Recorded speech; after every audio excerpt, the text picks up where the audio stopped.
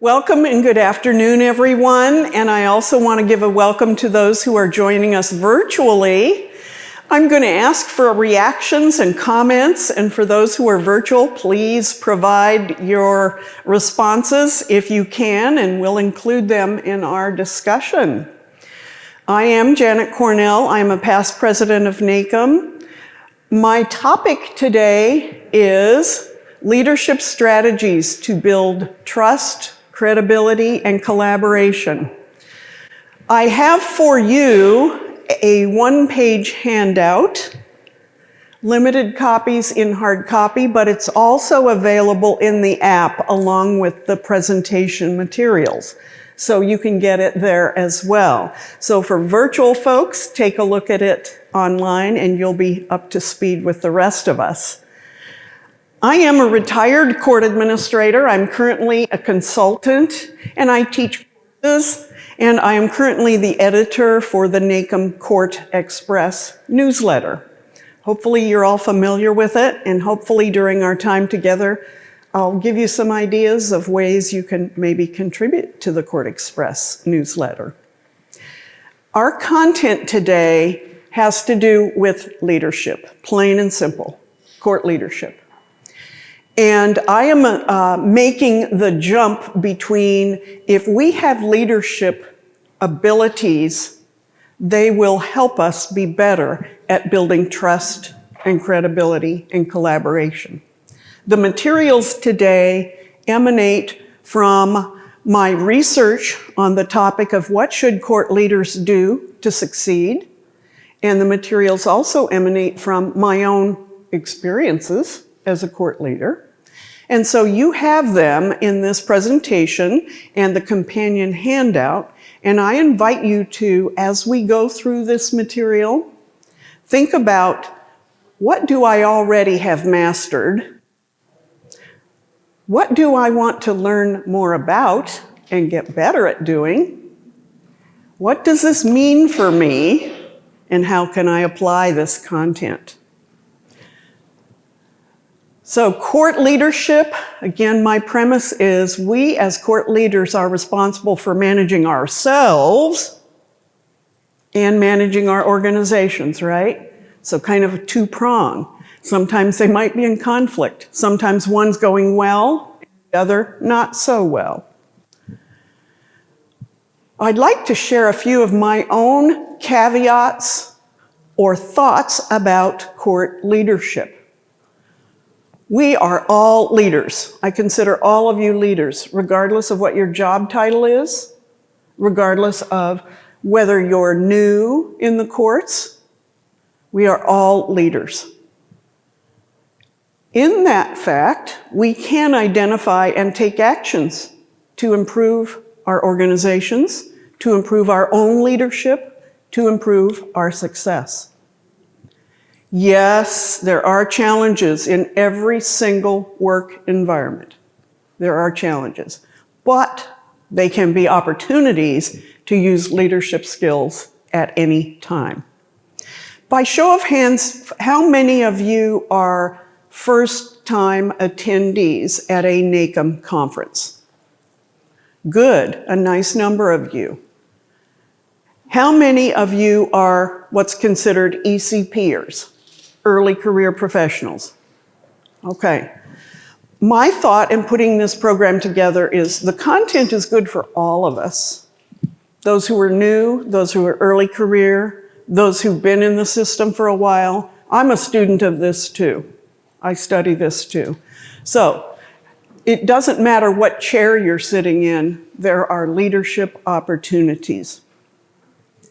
I really like this quote up here. It's not in the stars to hold our destiny, but in ourselves. To me, that means I can control, I can learn, I can improve, I can kind of be the master of my success. I want to get us warmed up on interacting by having you do this little quick exercise. It's called This or That. And with someone seated next to you or close to you or in a small threesome, go through this list and share with each other. Would you rather do a trip to the ocean, or a trip to the mountains?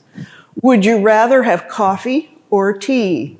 Make the choice, share with your partner. We'll do this for just a few minutes. So go through this list with someone seated by you. If you're seated by yourself, get yourself with a partnership. For those virtually, think about this related to a coworker or maybe you and your judge. So this or that. We'll come back together in about 3 minutes.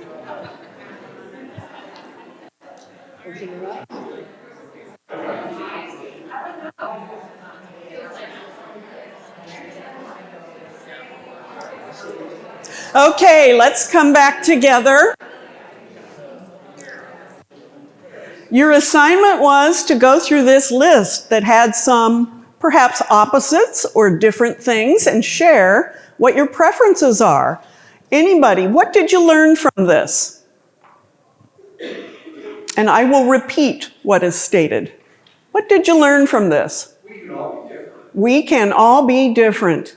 Yes. Was there one item up here that was most pronounced for differences? Shopping.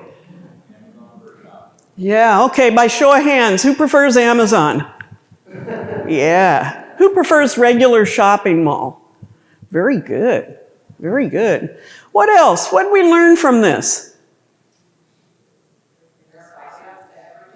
There are what? There are caveats to everything? Yeah. If I were asked to go through this list and the choice was football or baseball, my answer would be neither. Neither. Because I follow car racing. Awesome. Yeah.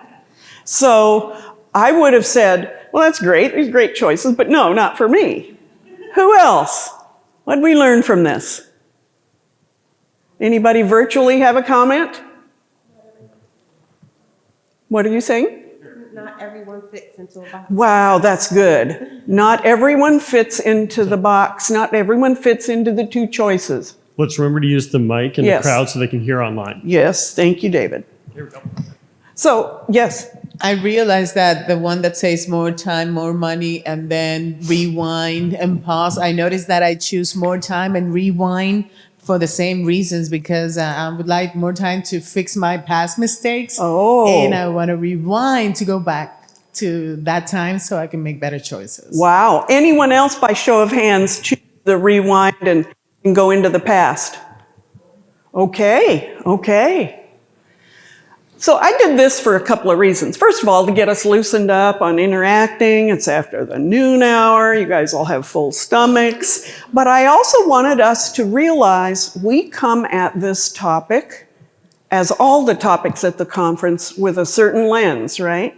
With a certain perspective, with a certain set of preferences. This just happens to be the set that I chose.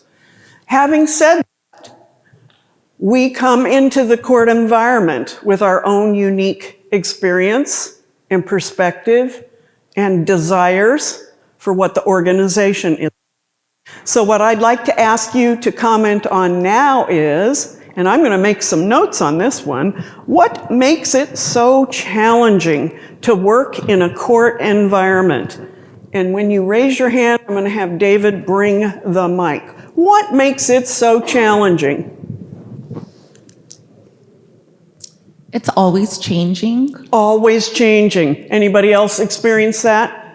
It's always changing. I'm going to write that down. That takes me to my experience in a criminal department where every week there was a new initiative. Well, next Monday there'll be another new initiative, and after that another one. How do I know which initiative made a difference? Things are always changing in some of our court environments. Good. One back there. Okay, over here, yes. The increase in self-represented litigants Oh, self-represented litigants. and ensuring that we're not giving out legal advice. And the challenge of legal advice or legal info or neither. That's good. Who else had over here? Did you have your hand up in the back? Okay. Let me look to this side. What makes it so challenging working in a court? Wait till he gets you the mic. the issues of the clients themselves have more of a social impact coming into the court. I remember being at a NACM conference and the keynote speaker saying, in times of society crisis, courts become the emergency room. And that stuck with me. And there's some truth to it. We have all kinds that need help. And there are a handful of things in our organizations that are really happy and joyous. Comment at the back. One thing is that many of us came into the work in the courts with a great deal of loyalty for the judicial branch because the courts are an institution, and institutions by definition aren't really attuned to be able to give any substantial amount of loyalty back to the individual. And sometimes you come up to that point where you might love baseball, baseball might not love you back. We come into an institution, we recognize it's an organization, it's a enterprise that has a very worthy purpose, and sometimes we may not get that back. I didn't pay you to say that, but I hope some of the content will go right to that issue. Good one. Who else? Over here? Hold up a sec, hold up. My voice isn't loud enough? No. Just in our court, just dealing with the homeless population and how to handle that, it makes it very, very difficult. And especially when you got political being an influence there and telling you what to do, it's not good. There is an array of service needs by those who come to whatever our work unit is, right? These are all big challenges. These are all influencing how we fit in, how we feel about the organization, and how we succeed. Here's a slide that kind of lays my premise for this session. This is about leadership success, and it starts with self-management. We're going to go over quite a few things that fit in that category. And if we do well on that, my premise is we will succeed at making sure our courts are faithful to carrying out the purposes of courts and delivering procedural fairness or procedural justice. We heard about the procedural justice at a couple other sessions. What were the elements of procedural justice? Someone call them out. Neutrality. Voice. Trust. Respect. Yeah. And I've got part of that list plus a couple more up here. So my premise is, it's kind of like putting the oxygen mask on first on the airplane. If we put our own oxygen mask on first, we will do a better job of leading in and among our organization folks. Do we have any virtual comments that have surfaced? Okay. Thus we come to the main points for us to cover today. How do I succeed?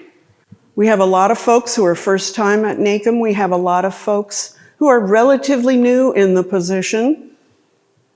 We have folks who are not the topmost executive, but are entry-level managers or supervisors or special programs overseers. How do I succeed? Where do I go if I need help? What groups do I need to interact with? Who do I need to know? You see this little graphic on here. Within the last year, I have written an article on this. It was in the NACM Court Manager. So if you have interest in it, go back and look at a past issue. And I have also created once a month postings on a website that I co-host. So this material is there as well. We're going to go through these arms on this chart, and there are 11 items here. I want to respond to any comments or questions as we go, so please feel free to raise your hand or interrupt me, because we can learn together. And as I said a second ago, I'm a student of this as well. I am not the expert. I'm still trying to master some of these too. I've given you a worksheet. If you don't have one at your chair, raise your hand. David will come grab some extras and get them out. And there are some also on unoccupied chairs. This is for you to keep notes.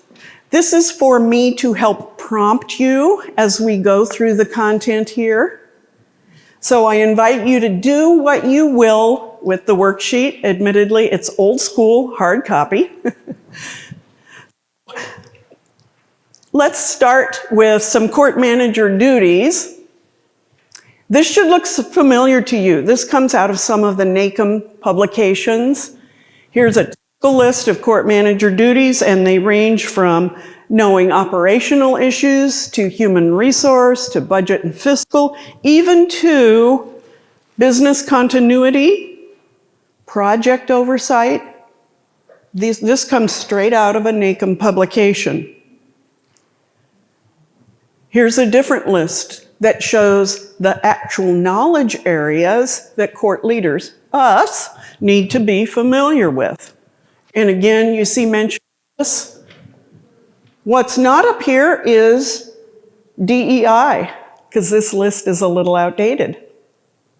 What else needs to be added to this in terms of court leader knowledge areas? Anything catch your eye? I would add DEI.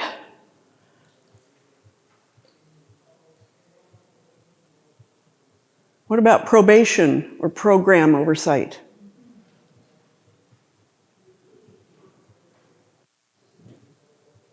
There's a breadth of items up here. My guess is everyone in here has something that relates to this list that you perform in the function of your job. There are influences on the work we do. This is a list that I created. I know it is not complete. Scan this list, and what would you add? What influences are present that affect your performance of your position? Let me ask for a contribution right over here. I would say two things: changes in the political climate, and then changes in actual statutes. Well, good one. Changes in political climate, changes in statute. Do we have anything from the virtual group? Good one. Who else would add to this?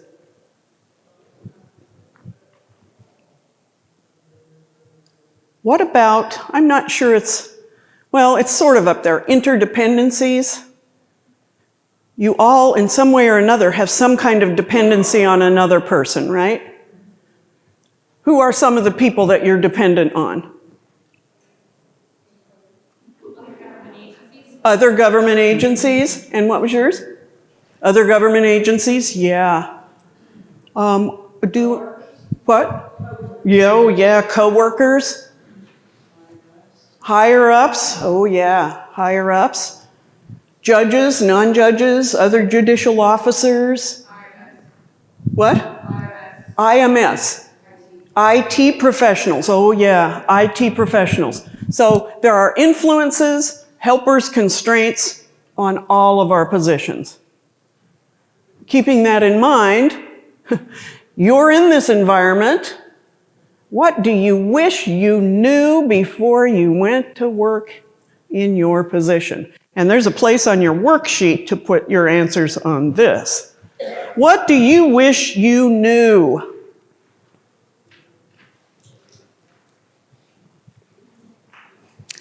Let me ask it a different way. If you had a friend who was considering to work in the court system, what's the first thing you would tell them?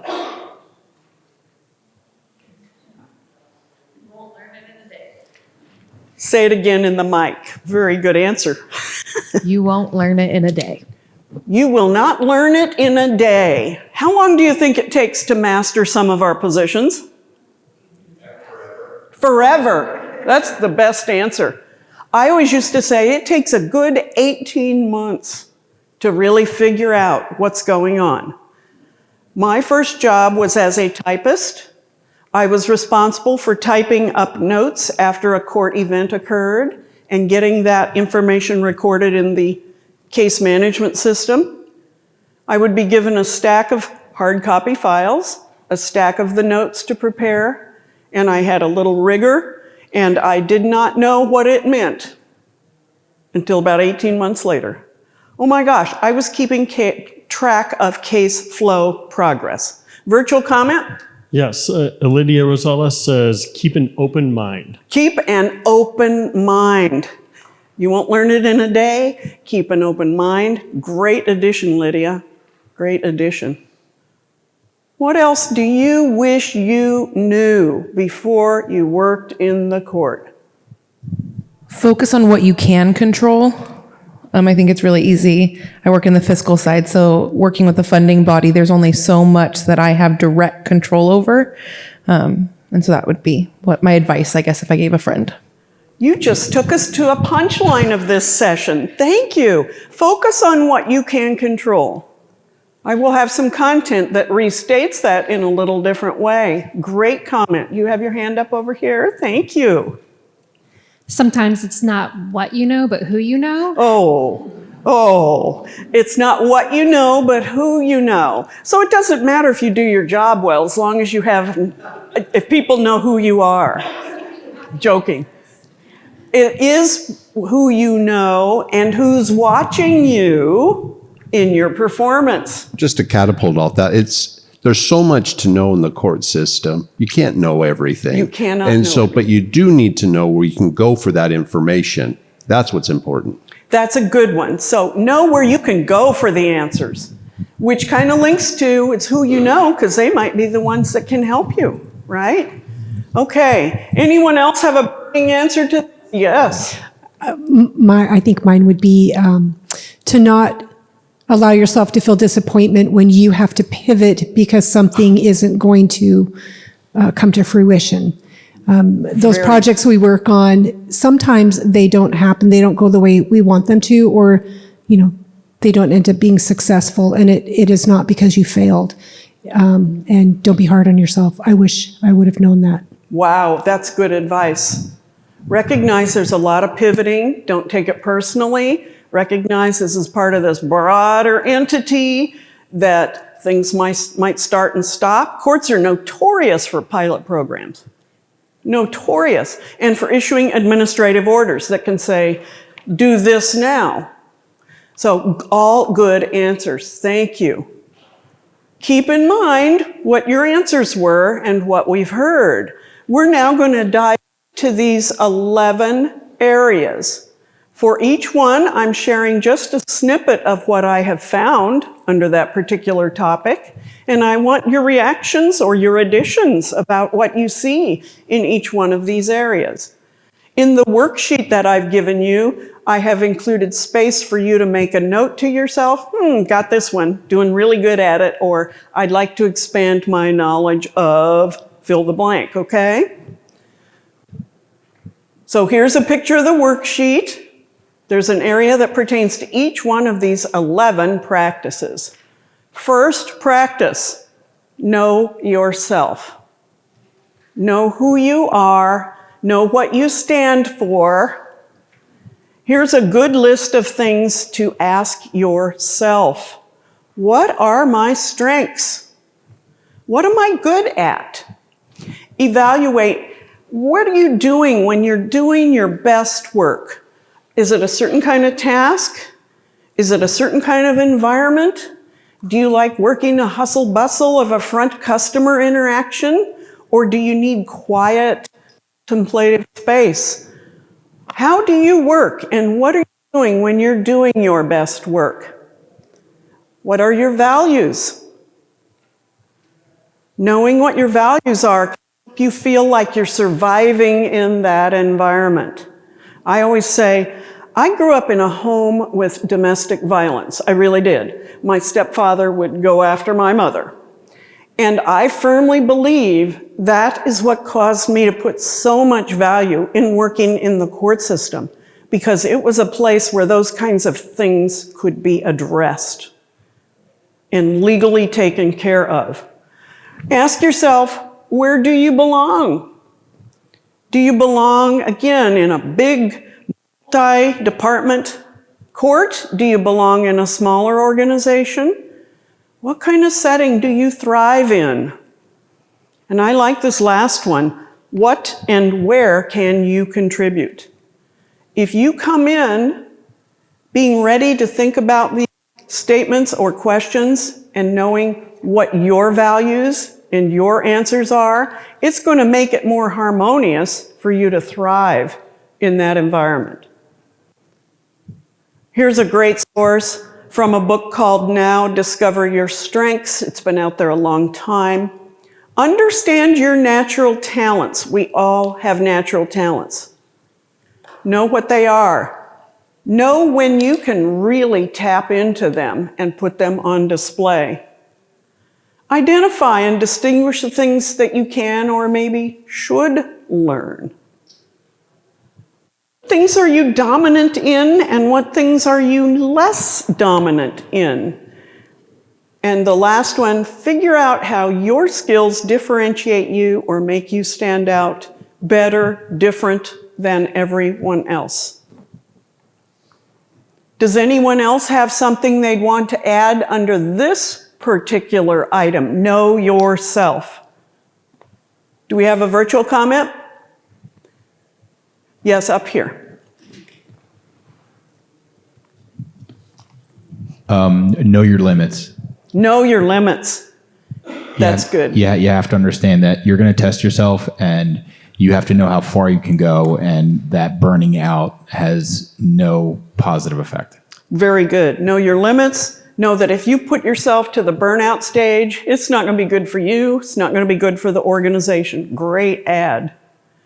So this was item number 1. Know yourself. Here's another list. What makes a great leader? Self-awareness, self-regulation, motivation, empathy, and the ability to have social skills.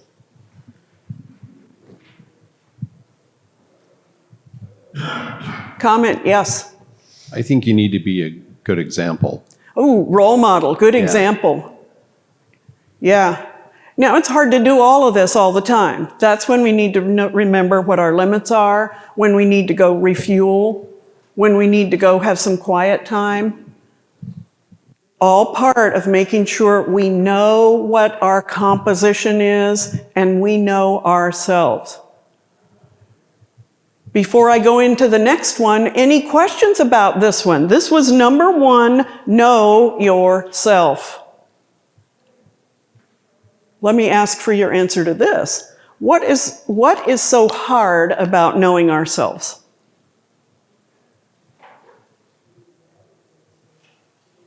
We have to be honest with ourselves. We have to be honest, yes. Your blind spots. We have blind spots, we have biases, we have experiences. Did you have a comment over here?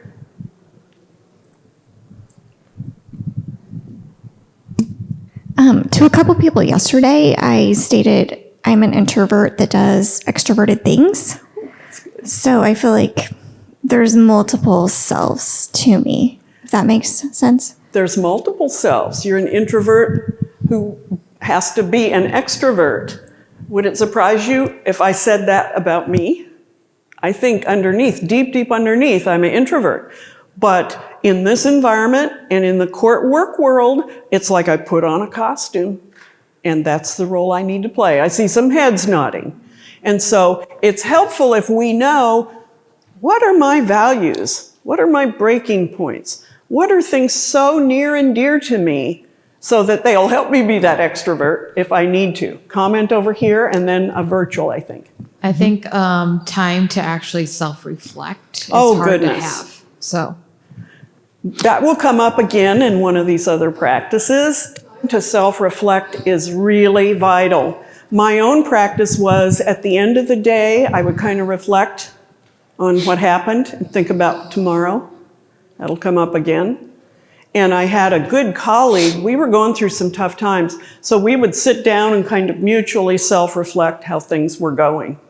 And it got out of here and onto a piece of paper at the time, so we weren't overly worrying. Virtual comment. Yes, Wendy Cross says facing hard truths about ourselves is challenging. Oh yes, facing hard truths about ourselves is challenging. That's part of being in the workforce. It's part of being an adult. It's part of finding what makes us satisfied and productive, right? So think about these sources and these authors who have suggested what we do. Make some notes on your worksheet if you so choose about something you might want to do on this topic, know yourself. Topic number 2 is know the job. This is a big one. We all applied for the job or considered for the job based on some kind of description, right? But we really do need to pay attention to what is expected of me in this position. Here's a great article, How to Succeed Quickly in a New Role. Surge rapidly into a broad network, it says. I interpret that to mean get yourself there, be present, get relationships with and knowledge with other people. That's how I interpret it. Discover the informal organization chart. What do I mean by that? Anybody experience the informal organization? What was it? And the mic comes up. Knowing where the other power exists in your organization that is not necessarily title bound, but people actually respond to it. Yes. Knowing where the other power, maybe multiple other powers reside, and it may not be linked to a title. Anybody experience that? Yeah. And another way of describing this might be the grapevine, the rumor mill, the water cooler sharing. Discover that informal organization chart and organization structure. I like this next one. Generate pull by asking questions. In other words, show curiosity, show a desire to learn. Remember, I said I'm a student of this too. Generate pull by engaging with others. Show, don't tell about your performance. Your actions will help inform people about your values, what you're planning to contribute, what you are contributing. Identify where you add value to the organization, and if possible, provide that value in the gaps that maybe someone else isn't providing value. And here's back to be familiar with yourself. Know where you fall short. Know where you might have some blind spots or lack of knowledge. How to succeed quickly in a new role. I really like this title of this. Here, just to put a quick promo for the NACM core competencies, a really good way to round out the universe of your head knowledge in a job is to work with these competencies. How many of you have gotten a core certificate from any of the programs? Very few hands. This is one place right now, right away, that you can get familiar with the material and get that knowledge, yes, via a program or a video, but you can get exposure to concepts that you can then apply back in the workplace. 13 different competencies structured in 3 modules: vision, principle, and practice. This slide shows us about different roles that court leaders might play. This is from the NACM core competency on leadership. I'm going to give a quick description of each one of these roles. And as I describe each one, think to yourself, which one's my natural role? Which one do I default to? Which one do I want to learn and master? Which one is most prominent in my office, unit, court? And they may not all be the same. All right, starting at the top, we start with the role of communicator. This is the person or the role or the tendency to have a lot of communication, involvement with others, working for responsiveness and listening. This is the role of communicator. Next, moving around to the right, is strategist. This is the role that likes working on strategy, maybe evaluating patterns and directions for court projects or future activities, even looking at trends and being comfortable not knowing, and working with different stakeholders or partners. This is the role of strategist. Next, on the right-hand side, is the role of motivator. And I'm sure we have seen folks in our organization that play out this role. This role likes motivating others, supporting teams, working on building a positive culture in the organization. Next, on the bottom right corner, is diagnostician. This role in our organizations is really comfortable with analysis, cause and effect, looking at performance measures. And I'm betting you can think of someone in your organization that is comfortable in this role. Now on the bottom, collaborator. This role, as the word indicates, is someone who places a value on collaboration, consensus building, working for good organizational dynamics and relationships. This is the role of collaborator. Now going up the left-hand side, the role of statesman, or more neutral advisor or trusted advisor. This role likes to have the responsibility as a respected, trusted individual, a wise and experienced employee. This is the role of statesman or advisor. Next, coming up the left-hand side, is visionary. This role, this tendency, likes to work for a vision, to think about goals, to think ahead, to be proactive, and to help set priorities. And our last one here, innovator. What do you think this one is? This is a change agent. This is someone who likes to take risks and who may always say, well, can we do it a different way?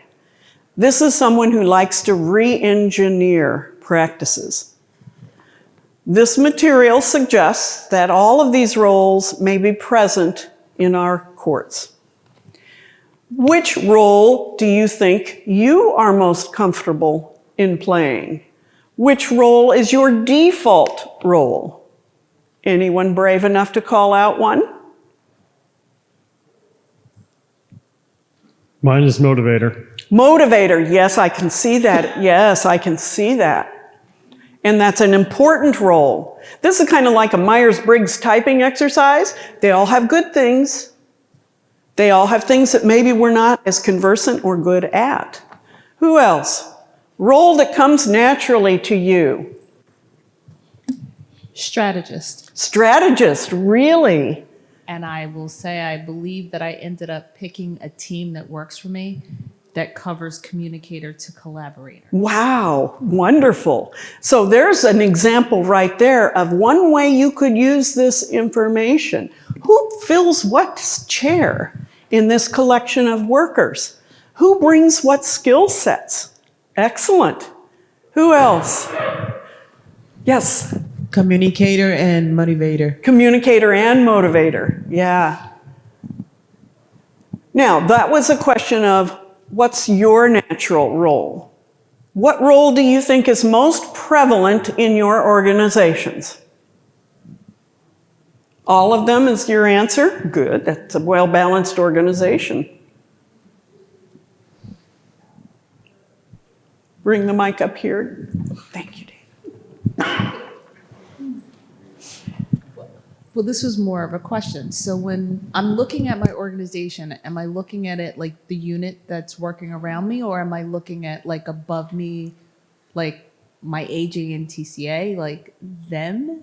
My answer would be all of the above. And you could look at it through those various lenses. Because looking at it for your own team, as you mentioned, you've got the representation on your team with a variety of skill sets. Does that apply to the organization? Maybe not. Maybe those at the topmost executive level are heavier on innovator, visionary, maybe. I don't mean to disparage any one of these. It's like different temperaments of us and our organization, and when are they most important to us, and when do we need to get skilled in them? Anyone else want to share? Which one of these roles is present in your court organization? We already had an answer that said all of them. Good answer, but some organizations don't have all this. Here's the message. Do we have a comment? Yeah, I was just going to say that sometimes you can be a strategist in one position and then maybe go to another organization and have to be the motivator. So I think it changes based on what you're surrounded by in your team environment. It may change. You may know this person beside me is real strong on one of these, I'm not, so we'll partner to be effective. You may know the leadership aspect needs to get stronger on one of these. You may know you personally should learn more about one of these. Again, it's kind of like the personality typing. There are positives and there are challenges with each one of these. Here's what I know for sure. One combination of one or more of these that works right now, this month, may not be the things that are effective next year. And a particular one of these, like innovator, rolling out new, dynamic, changing practices, may not work and be effective in times when you need to stabilize the organization. Before we leave this, does anyone have any question on this? This is an array of 8 different roles. So ask yourself, which of these is most important to me? Which of these is most important to my unit, my court organization? Which of these am I the best at? Remember the earlier slide that said, find what your skill is and fill the gap. All right. There is this concept in our courts about shared leadership, especially at the executive level, where the top administrator, court executive officer needs to partner with a judge or a committee of judges. The whole idea is that the leadership is done through the partnership and the teamwork and the interdependency. This could touch on the roles. What's the role of your chief judge? What's the role of your department judge? If you work for an individual judge, what's the role they like to play versus what's the role you are comfortable playing? Great publication from Mary McQueen, the outgoing president of the National Center for State Courts. The point of this slide is to show that those trained as lawyers and judges come with different perspectives and backgrounds and methods of satisfaction than those of us in the non-judicial role. Differences in education, focus, gratification, decision-making, approach to managing the wide-ranging functions of a court. A good story is that typically a judicial officer is looking at his or her collection of cases, right? Maybe the docket, maybe the calendar for that day, week, or month. Don't bother me with all the other cases. But the administrator is looking at the whole universe, right? That can create some distress.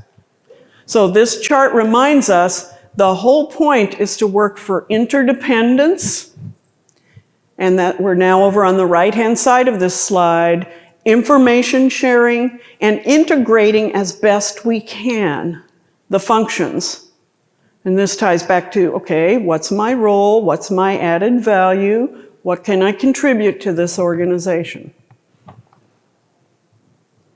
Here's a chart that's been out since 1982. It's very busy, lots of words.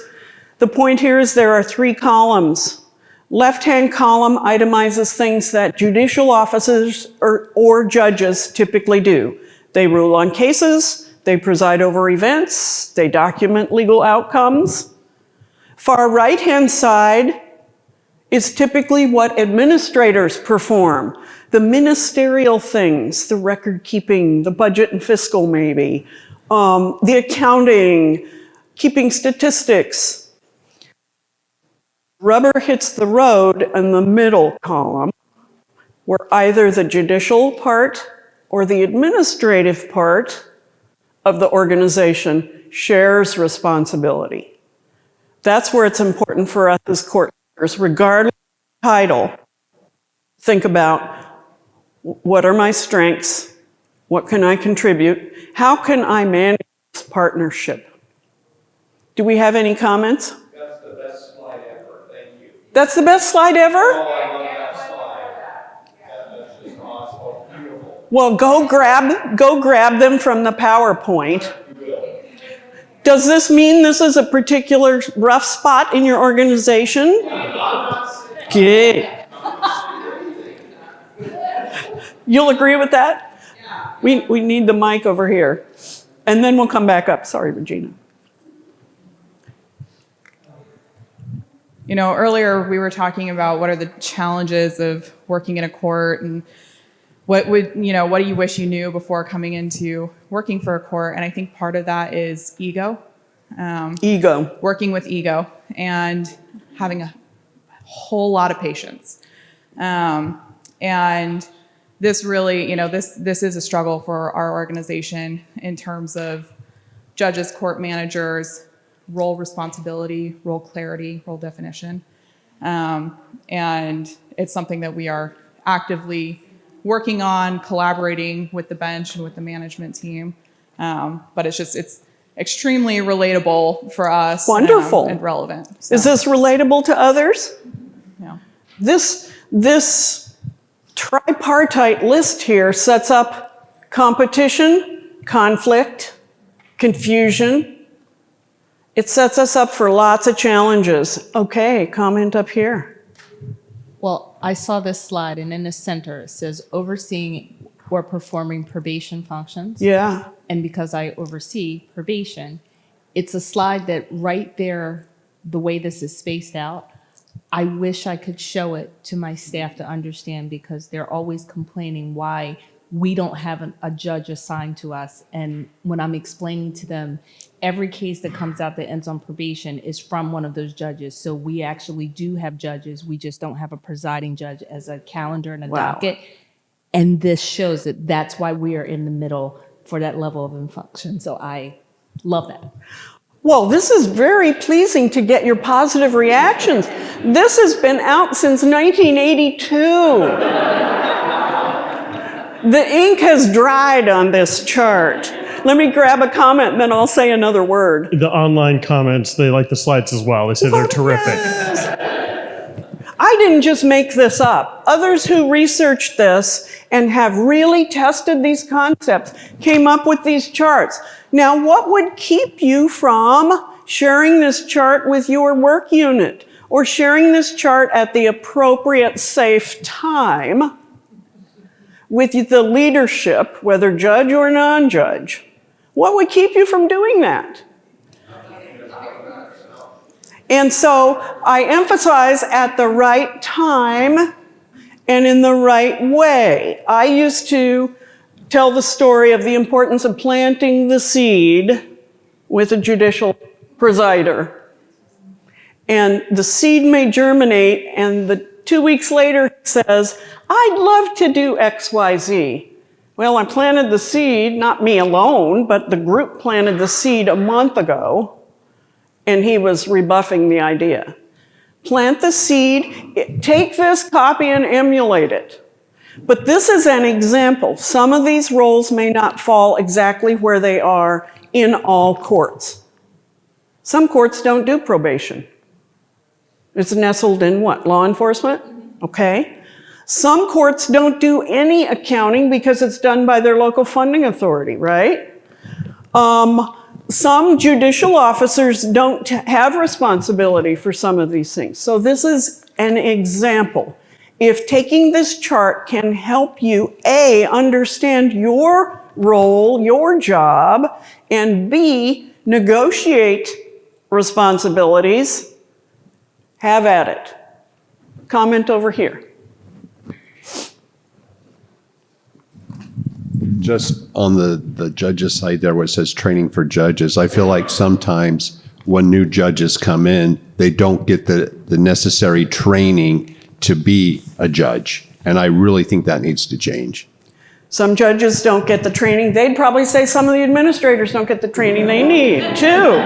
So this speaks to use this structure and this material to do what you can to define your roles and responsibilities. Not just that role chart now, but your functions and your responsibilities. Who's going to do what? What do we do when they cross over and we may have a disagreement? Take this and use it, and I'm gratified that this is helpful. Here's some other books and resources you may or may not have seen. It is my view that it's fairly rare that there are books or textbooks specifically about court administration. 3. On the left, Courthouse Confidential, written by one of our NACM member colleagues, Giuseppe Fazzari, Joe Fazzari. Great book. It has case studies. It has conclusions and lessons. Not a cheap book. $95, I think. But a wonderful compendium of things. In the middle, a little bit older book written by another NACM and court leader individual, Alex Aikman. And he talks about the art and practice of court administration as it aligns with Maslow's hierarchy. Remember Maslow's hierarchy? This is a great book too, not cheap either. And then lastly, this is an older one, Improvement of the Administration of Justice, published by the American Bar Association. Good sources if you want to look for scholarly information, tested materials about how to succeed in court leadership. Let me pause and see if we have any questions. Any virtual questions? Okay. Of course, there are NACM resources. I'm a past president. I have a bias, but there are materials available that we can all use. We can take them, for example, second item from the right, the court administrator. It's a little guidebook. You could take that and share it with your work team, review elements in it with your leadership judge. It's another way of defining what are we doing, who's got what responsibilities, etc. Okay, that was item number 2, know the job. What might you say to yourself about what you need to learn about your job? How could you use some of these charts that are up here? Could you use them to do a better job yourself in talking with others about what you do? How many times you get the question, what do you do at the court? Are you a court reporter? Right? This kind of stuff can help you have a better explanation of the things that you do. Okay, item number 3, use and set personal goals. How many of you set personal goals? Show of hands. Good, good. This one, here's some sources. 3 core skills to master for career success. Critical thinking, working on innovation skills, and working on resiliency and the ability to bounce back. Create a personal learning plan. In 2022, the Early Career Professionals meeting, NACM meeting, had a presentation for the ECP attendees that covered these things. Do a self-assessment. Know who you are, know what your values are. We've already talked about this. Have a growth mindset. Think positive. Write down some goals. Record some goals. Use a mentor. Okay, what might you record for yourself on item number 3? Use and set personal goals. My practice is, before I retired, at the end of each calendar year, I would compile a list of all of the accomplishments that our management team did for the year. I had each one of them, there were 8 subordinate managers, prepare a bullet list for me. What did you work on this year? Even if it didn't get finished. Then I would compile it into a master list. It was not pretty, it was not published, but it was my running list of what we had done. Could you do something like that? That helps you use and set personal goals or organization goals. Okay. Expand your network. Look at this chart. Here's some examples of partners that might be in your network. Do you see some that look familiar? Do you see any missing? I know there's some missing.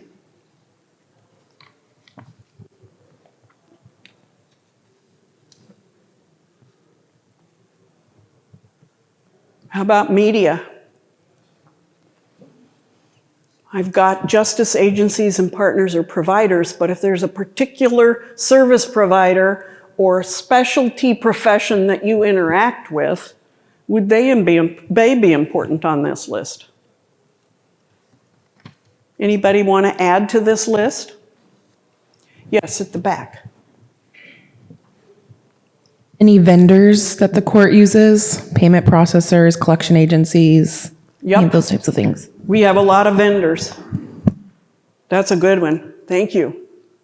The title of this particular item was Expand Your Network. Who is it that you need to interact with, be familiar with, get yourself known with, draw from their talents, etc.? Here's a thing that's titled Climbing Up, and it kind of touches on use network. Don't just do your job, transform it. Network strategically. Network strategically. Have a mentor. I like broaden your experience, learn continuously. Do we have a virtual comment? Okay. Here's a great source, How to Create and Use Networks. It lists 3 different types: operational, personal, and strategic. Where might you need to work on operational, personal, or strategic? Consider other groups like NACM, like organizations, like committees. Here's a conglomeration of all kinds of things that NACM has going on. Where in NACM activities and events can you interact as part of your network expansion? Committees, publications, networking. Number 5 is engage as a leader. Under this practice, I'm suggesting get yourself out there as a leader. Find a way to get credibility. This source says, embrace your specific contribution. Find out what is unique about you that you can contribute. How to manage up. Understand the organization, understand your boss. I always used to say to colleagues, don't put a target on your back. Okay, next up is interacting with groups. There's a variety of groups you can interact with. How to do it? Get someone to introduce you, be recommended. There's a lot of that occurring during this conference. Get to know others. Be persistent. Here's just a couple of lists. Interaction with different local groups and committees. Maybe interaction with different national associations. Earlier, we heard some individuals being introduced from the Public Information Officers Organization and the Appellate Court Clerks Organization. Find ways to interact with them. Number 7 is use advisors and confidants. Get helpers. Here's one array of helpers. Mentors, a trusted advisor, a colleague. How many of you have used the NACM Mentor Program? It is there. You can ask to be partnered with a seasoned NACM member that can provide a venue to talk about challenges, ideas, frustrations, things you want to learn and get exposed to. Christy is here and she can tell you all about the NACM Mentor Program. See Christy when we adjourn. Why is a mentor important? They can ask you the tough questions. They can serve as a sounding board. They can be a private confidant for you to discuss something. Right here at this conference, mentoring and sharing is occurring between colleagues who are dealing with challenges. Right here, it is happening. Privately, quietly, a mentor can do that. Here's a screenshot of the mentor program. Okay, next up, number 8, practice problem solving. This is an important one because every day, what do we say? Things are always changing. We have to pivot. We have to understand. Problem solving, here's a typical on the left problem solving cycle. Well, I like to suggest the one on the right, which if any of you have seen me present, I always include this in a session. Grow. G for goal. What do you want? R for reality. Why? What's going on? What's the problem? O for opportunity. Options. And W, what's the way forward? What will you do? What can you create to do? Here's my own set of questions. What should we do more of? What should we do less of? What should we do differently? More, less, or differently? Non-adversarial, non-argumentative way of getting feedback. Number 9, record and journal. This is a helpful thing for us to both record what we want to do and get it out of our head so we can perhaps feel more relaxed about whatever our challenge is. Keeping a journal can help us record reflections, can help us get creative, can help us maybe identify the emotions or the frustrations. Another source can track our growth. It can track what we have accomplished, which really contributes back to a better sense of satisfaction and achievement. Okay, number 10, contribute to the profession. Get active in NACM, participate in any organization, work on committees, write articles for NACM publications. Engage with people at a conference. We have a virtual comment. No, I just want to put We have a live comment. A live comment. Shameless plug for our NACM roundtables. Yes. We have those every month. Limited jurisdiction courts get together and talk and network, and then federal courts do it, and then tribal courts, and then state courts. So get involved with our roundtables. Thank you for that shameless but appropriate plug. If you have any interest in working on a committee, but you have the least comfort level, approach anybody on the NACM board, approach anybody who's visible at this conference and ask them, would you introduce me? If you have any interest in writing an article, let the Committee for Publications and Communications know. They can partner you with somebody who could be a co-author.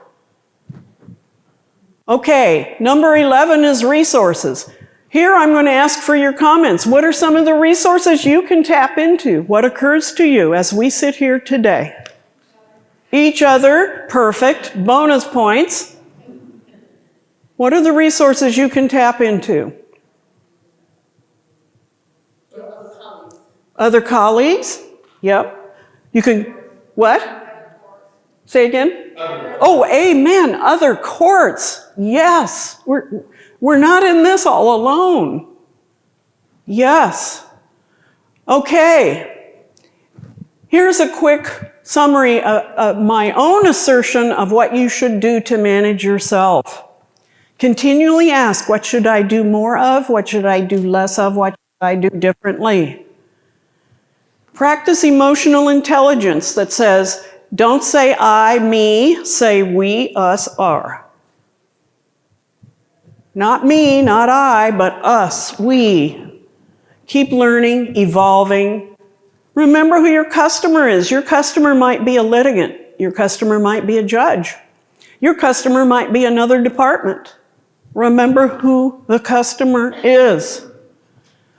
Great article written many years back from court colleagues in Wisconsin called Leading from the Sidelines. What if you aren't the boss? Here's some ideas. My favorite up here is, accept that you may not be loved by all or any. That's okay. That's okay. So in other words, focus on your energy. Know what you want to learn. Know what you want to achieve. Know what you want to accomplish. The title of this was Leadership Strategies to Build Trust, Credibility, and Collaboration. And it is my thought that if you can master these things, you can build trust and collaboration. Here's some last lists. I drive race cars, as I mentioned. Here's an article that says, here are race car skills to use in the court environment. Look ahead. Move smoothly. Know the basics. Be all in, lean in. Look for opportunities. Manage yourself. Be an internal consultant. Be always on the lookout for what can I contribute, what can I learn, what can I do better. Resilience is a main player in this too. Resilience is vital. How do you do it? Manage your mindset. Focus on your priorities. Know what your values are. I like the next to the last one. Swim towards your lighthouse.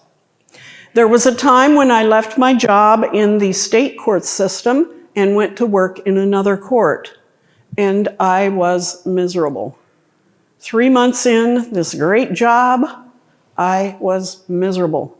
I cut a deal to myself, with myself. If I can make it through today with a smile on my face, I have the privilege, and I didn't have any money, of stopping for a coffee on the way home from work. That was my lighthouse. If I can just get through today, I have the privilege of going to the drugstore and buying a candy bar, a magazine. Invariably, by the end of the day, I didn't need to cash in, but it was out there as my lighthouse if I needed it. Recognize we do have competing things. We have competing challenges, priorities. We do need to learn what our jobs are, what we stand for, what our experience brings to the table. So what advice would you give to others having sat through this course on how to succeed? Anybody? Utilize your resources. Yes, utilize your resources. Good one. Think about that. While some of you might be new, there will be a day when you are thinking about succession planning and sharing your knowledge with others. I like to end with this. Luck is when preparation meets opportunity. Or, another favorite quote, smooth seas do not good sailors make. You're all becoming great sailors because of all the rough seas you're going through, right? So practice this of what can you do to succeed and to feel success and to contribute to the court system so that it is perceived as trustworthy and respected and able to collaborate. Here's links to some of the articles that I have mentioned. I want to thank all of you. Afternoon, last day of the conference. Thank you, virtual participants. I hope that some tiny part of this has been helpful to you and useful, and that you will be up here teaching part 2 of this course on a future conference. Thanks, everybody.